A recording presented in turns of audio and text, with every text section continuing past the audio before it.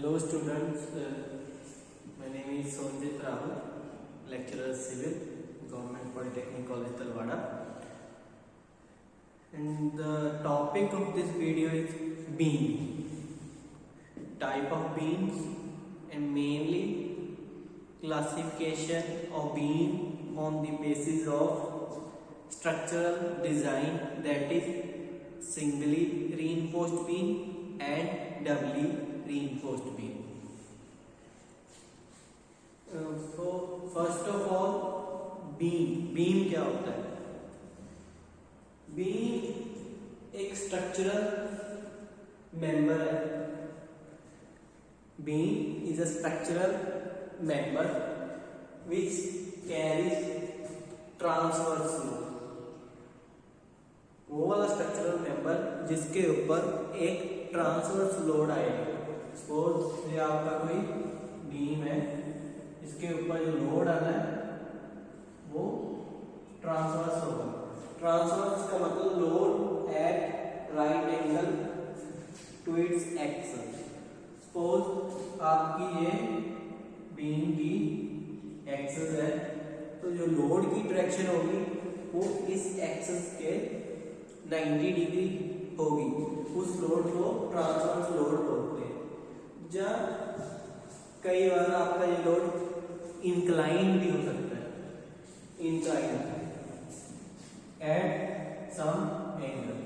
सो इस तरह के स्ट्रक्चरल एलिमेंट्स जिसके ऊपर ट्रांसवर्स लोड आए, उस मेंबर को या उस स्ट्रक्चर के एलिमेंट को बोलते हैं beam. It is a flexural member. Structural mechanics में आपने पढ़ा होगा फ्लेक्सुरल मेंबर होता है. फ्लेक्सुरल मेंबर वो वाले स्ट्रक्चरल मेंबर जिसमें टेंशन भी हो, कंप्रेशन भी हो विद इन इट्स डेप्थ. अगर मैं इसकी बात करूं, इसकी डेप्थ में टेंशन भी होगी और कंप्रेशन भी होगी. दोनों हो गए, टेंशन एंड कंप्रेशन. इसके ऊपर लोड आएगा, इसकी डिफ्लेक्शन ऐसे होगी, डिफ्लेक्शन ऐसे होगी. जो ऊपर वाला पार्ट है, न्यूट्रल एक्सिस से जो ऊपर वाला पार्ट है उसमें आपका कंप्रेशन होगी, वो शॉर्ट हो जाएगा, इसकी लेंथ शॉर्ट हो जाएगी. और नीचे वाला जो एज है, जब स्ट्रीम एज है, वो इलोंगेट हो जाएगा, उसकी लेंथ इंक्रीज होगी. वो इलोंगेट होगा, उसमें टेंशन होगी, नीचे टेंशन, ऊपर कंप्रेशन. तो इस तरह के जो मेंबर होते हैं स्ट्रक्चर में, इन मेंबर्स को बोलते हैं फ्लेक्सुरल मेंबर. तो बीम भी एक स्ट्रक्चरल फ्लेक्सुरल मेंबर है. It may fail due to shearing force और बेंडिंग मोमेंट. या तो ये शेयरिंग फोर्स करके फेल होएगा या बेंडिंग मोमेंट करके. शेयर फोर्स क्या होता है, बेंडिंग मोमेंट क्या होता है, आपने स्ट्रक्चर मैकेनिक्स में पढ़ा होगा. तो जो मेन फोर्सेस है, शेयरिंग फोर्स और बेंडिंग मोमेंट, ये बीम ने रेजिस्ट करनी है. बीम आपका इतना स्ट्रांग होना चाहिए जिसको उसके ऊपर जो भी शेयर फोर्स, शेयरिंग फोर्स और बेंडिंग मोमेंट आएगी उसको रेजिस्ट कर सके. The beam should be strong enough to withstand both shearing force and bending moment. Next is types of beam. Types of beam depending upon end condition. First type है beam की depending upon end condition. आपकी end condition किस तरह की है? And condition first है cantilever beam. अगर आपके एंड बीम के दो एंड्स होते हैं, अगर सिर्फ एक एंड पे सिर्फ फिक्स्ड सपोर्ट है, दूसरी एंड पे कोई सपोर्ट नहीं है, बिल्कुल फ्री है, तो इस तरह के बीम को बोलते हैं cantilever beam. Second simply supported beam, नाम से क्लियर होता है, अगर आपने बीम को सिंपली सपोर्ट्स के ऊपर रेस्ट करवाया हुआ है, मतलब ये बीम बिल्कुल इसके ऊपर रखा गया है, इसके साथ कोई लिंक नहीं है आपस में, बस इसके ऊपर रखा हुआ है, तो इस तरह के बीम को अगर बीम के दोनों एंड्स पे सिंपली सपोर्ट्स हो, बस सपोर्ट्स हो सिंपल, और सपोर्ट्स के साथ कोई भी फिक्स्ड कनेक्शन ना हो, तो इस तरह के सपोर्ट्स जो होते हैं सिंपली सपोर्ट्स, अगर दोनों साइड्स पे ऐसे सपोर्ट्स हो तो simply supported beam. Next is over hanging beam, अगर एंड्स पे सपोर्ट्स होने की बजाय किसी बीम के बाहर वाले एंड से थोड़ा अंदर सपोर्ट हो, मतलब सपोर्ट से थोड़ा सा बीम का प्रोजेक्टेड पार्ट बाहर की तरफ हो, मतलब उस प्रोजेक्टेड पार्ट का एक एंड फ्री हो, तो इस तरह के जो पोर्शन होते हैं इसको ओवर हैंगिंग पोर्शन बोलते हैं, तो इस तरह के बीम को over hanging beam. Next fixed beam, अगर बीम के दोनों एंड्स पे फिक्स्ड सपोर्ट हो, इस तरफ भी इस तरफ भी, मतलब ये बीम इन सपोर्ट्स में बिल्कुल ही फिक्स है, इसमें क्या ना फिक्स नहीं था, बस सपोर्ट के ऊपर रखा गया था, इसमें बीम आपका अंदर तक फिक्स है सपोर्ट्स में, जहाँ कॉलम में या वॉल्स में, तो इस तरह की सपोर्ट्स को फिक्स्ड सपोर्ट और इस बीम को fixed beam. Next continuous beam, continuous beam अगर आपकी किसी बीम के नीचे एंड्स पे सपोर्ट के अलावा कहीं उसके इन बिटवीन कई और सपोर्ट भी हो, जिस बीम में दो सपोर्ट से ज्यादा सपोर्ट्स हो, उस तरह के बीम्स को बोलते हैं कंटिन्यूअस बीम। ये तो थी depending upon and condition, these types are based on the end conditions. Next है डिपेंडिंग अपॉन शेप, आपकी शेप कैसी। फर्स्ट है rectangular beam, simply rectangle shape. Second है फ्लैंज बीम, फ्लैंज में क्या होगा, आपकी फ्लैंज होगी एक वेब होगी, तो आपकी टी शेप बीम भी होते हैं, एल शेप बीम भी होते हैं, टी बीम या एल बीम, वो इस तरह की शेप के जो बीम होते हैं वो फ्लैंज बीम होते हैं। The last very important in point of RCC structural design point of view, depending on the reinforcement to be design, आपने कौन सी रीइंफोर्समेंट डिजाइन करनी है,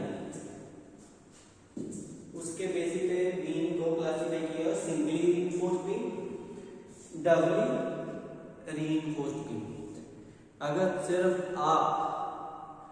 सिर्फ एक टेंशन जोन वाली रीइंफोर्समेंट ही डिजाइन करते हो तो सिंगली रीइंफोर्स्ड बीम, अगर आप दोनों टेंशन वाली भी और कंप्रेशन वाली रीइंफोर्समेंट भी डिजाइन करते हो किसी बीम में, तो वो डबली रीइंफोर्स्ड बीम। बहुत इंपॉर्टेंट है टाइप्स ऑफ बीम, इनमें कंफ्यूज मत होना, सिंगली रीइंफोर्स्ड बीम और डबली रीइंफोर्स्ड बीम कोई अलग से टाइप नहीं है, ये डिपेंड करता है आपने रीइंफोर्समेंट जो डिजाइन की है उस पे। अगर आप सिर्फ टेंशन वाली रीइंफोर्समेंट ही डिजाइन करते हो तो सिंगली रीइंफोर्स्ड बीम, अगर आप दोनों रीइंफोर्समेंट डिजाइन करते हो कंप्रेशन और टेंशन वाली, then doubly reinforced beam. Singly reinforced beam आपका सिंपल रेक्टेंगुलर बीम भी हो सकता है, सिंगली रीइंफोर्स्ड बीम आपका सिंपली सपोर्टेड बीम भी हो सकता है, कैंटिलीवर बीम भी हो सकता है, और फिक्स्ड बीम भी हो सकता है, फिक्स्ड बीम नहीं हो सकता। डबली रीइंफोर्स्ड बीम भी आपके सिंपली सपोर्टेड बीम भी हो सकते हैं, कैंटिलीवर बीम भी हो सकता है। इनमें आप कंफ्यूज मत होना, ये दोनों है, आपने कौन सी रीइंफोर्समेंट डिजाइन करनी है। कैंटिलीवर बीम वो डिपेंड करता है आपकी एंड कंडीशंस कैसी है, और शेप के बेसिस पे रेक्टेंगुलर बीम और फ्लैंज बीम।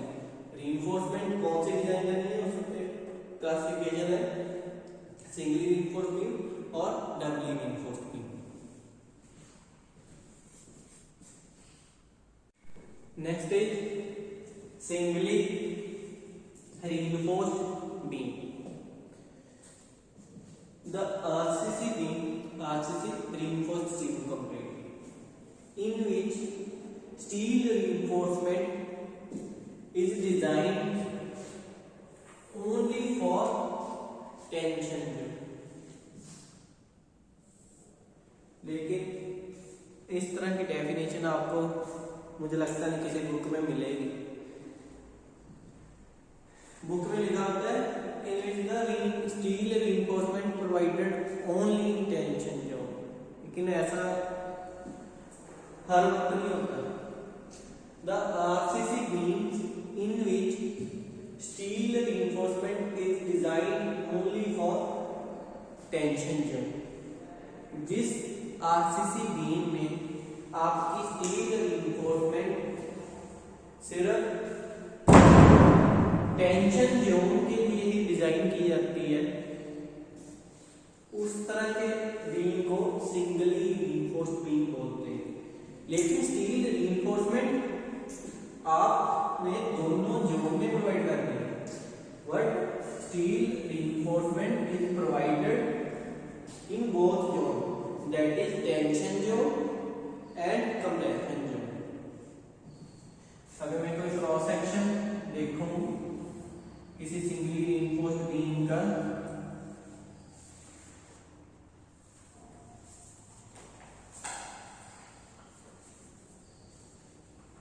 इस तरह का होगा।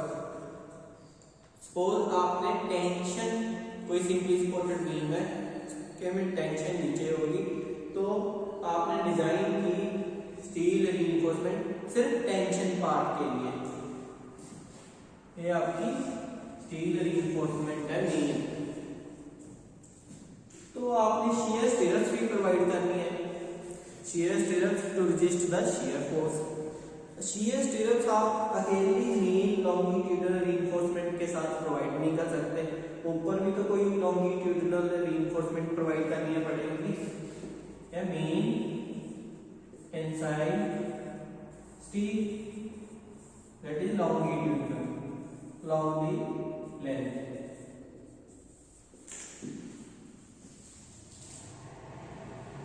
ये आपकी शियर स्टिरप्स है।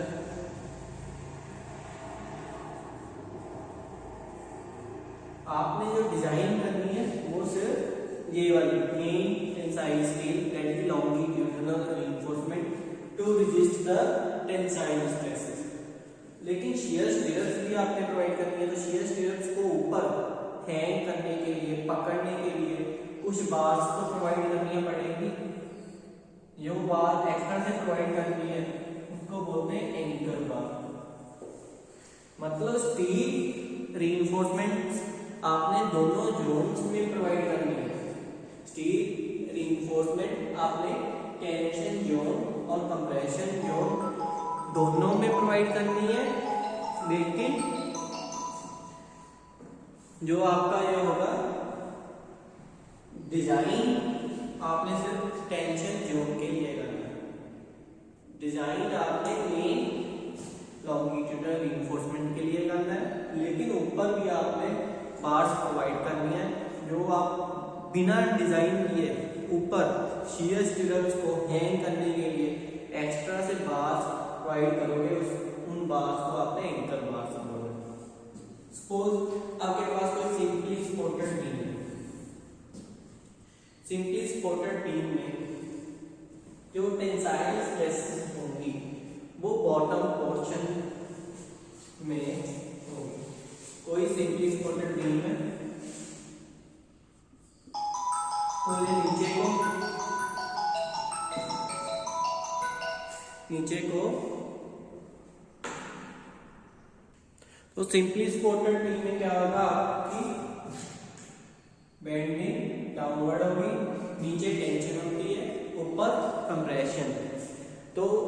आपने जो मेन रीइंफोर्समेंट प्रोवाइड करनी है वो टेंसाइल जोन के लिए डिजाइन करनी है, which are mainly registered by tensile reinforcement and the compressive stress.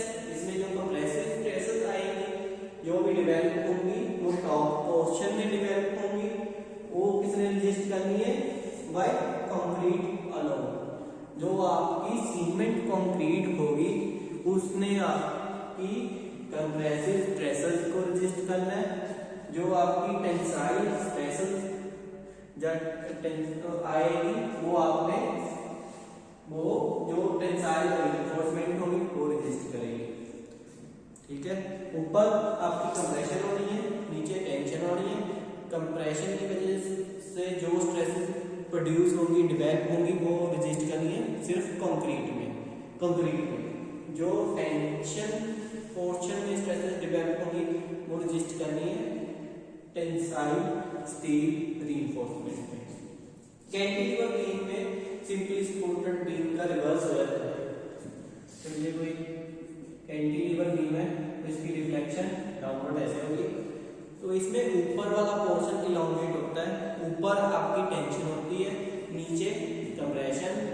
तो टेंशन जोन में जो स्ट्रेसेस प्रोड्यूस होंगी टेंसाइल स्ट्रेसेस वो रजिस्ट करनी है आपकी टेंसाइल स्टील रीइंफोर्समेंट में। वो आपने उसमें क्रॉस सेक्शन उल्टा हो जाएगा, ये तीन मेन लॉन्गिट्यूडिनल स्टील जो होगी वो ऊपर चले जाएगी, एंकर वाल नीचे आ जाएंगे। तो उसमें जो कंप्रेसिव स्ट्रेसेस डेवलप होगी वो बॉटम पोर्शन में डेवलप होगी, वो रजिस्ट करना है सिर्फ कंक्रीट ने इटसेल्फ, अगर वो सिंगली रीइंफोर्स्ड बीम है। लेकिन सिंगली रीइंफोर्स्ड बीम की एक लिमिटेशन है। इस तरह की बीम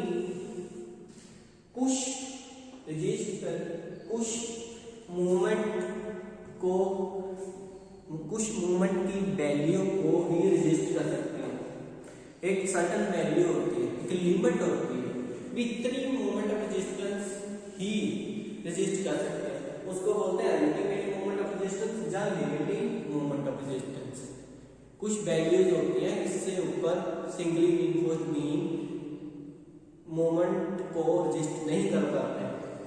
तो Fe250 के लिए वो maximum ultimate limiting movement of resistance की वैल्यू ऐसे कैलकुलेट की जाती है 0.148 Fc के मीडी स्क्वायर। Fe415 के लिए ये, Fe500 के लिए ये।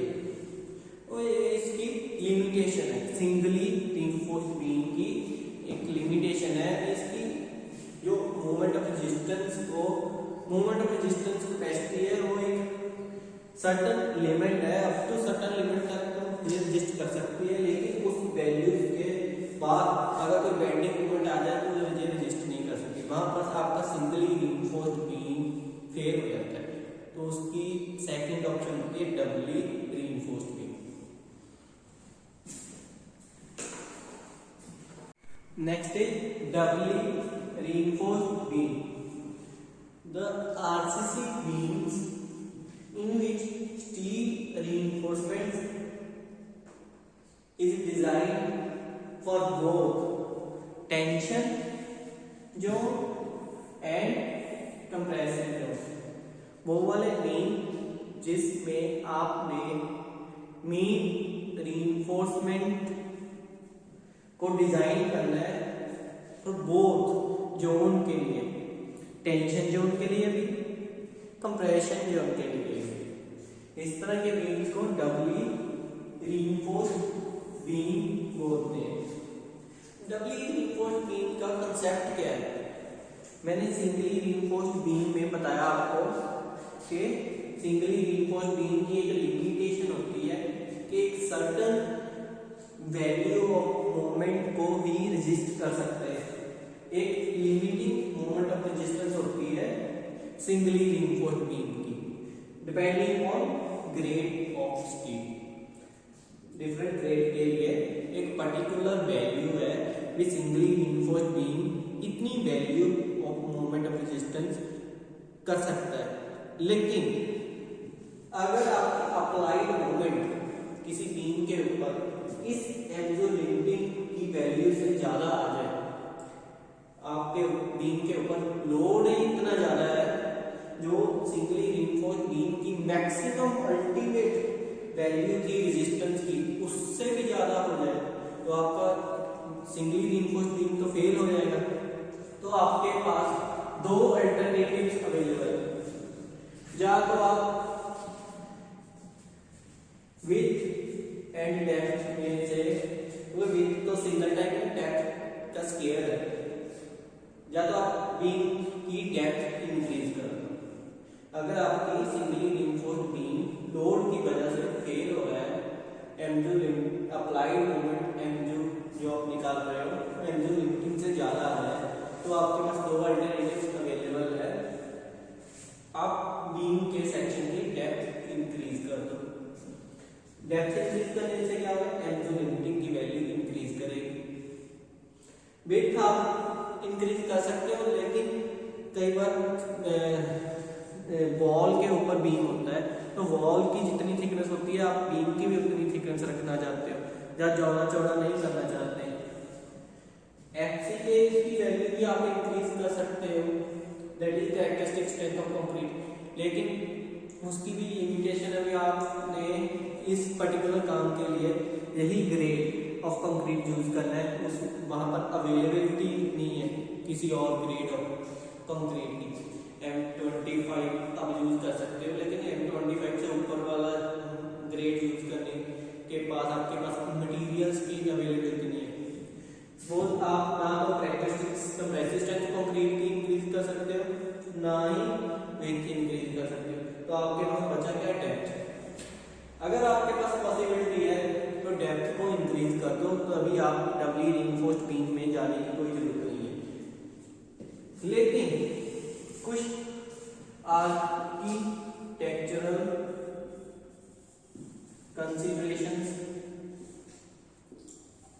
होती है, जो हेडरूम होता है। सपोज आपका रूम है, रूम के अंदर हाइट है 12 फीट, आपका 2 फीट बीम का साइज ऑलरेडी है, 2 फीट डाउन बीम है, तो उसकी वजह से भी आपकी सिंगली रिइंफोर्स्ड बीम फेल हो रहा है, तो आप 2 फीट के बजाय और कितना ज्यादा करोगे, नीचे जगह बची सब 10 फीट। अगर आप इसको 2 फीट की बजाय कुछ और 1 फीट डाउन कर लेते हो, टोटल डाउन डेप्थ होगी बीम की 3 फीट, तो नीचे जगह कितनी बची, मतलब हेडरूम कितना बचा, सिर्फ 9 फीट, मतलब ऊपर वाली 3 फीट जगह आपकी टोटली वेस्ट हो गई। मतलब बीम की डेप्थ भी कई जगह आप ज्यादा इंक्रीज नहीं कर सकते, मैक्सिमम 2 फीट तक कर सकते हो, इससे ज्यादा नहीं कर सकते। तो ये वाली ऑप्शन भी आपकी गई। आपके पास 2 अल्टरनेटिव्स है, अगर आपका सिंगली रिइंफोर्स्ड बीम फेल हो जाए तो डेप्थ इंक्रीज कर दो। अगर वो भी ऑप्शन नहीं है अवेलेबल, तो सेकंड ऑप्शन है to provide design compressive reinforcement.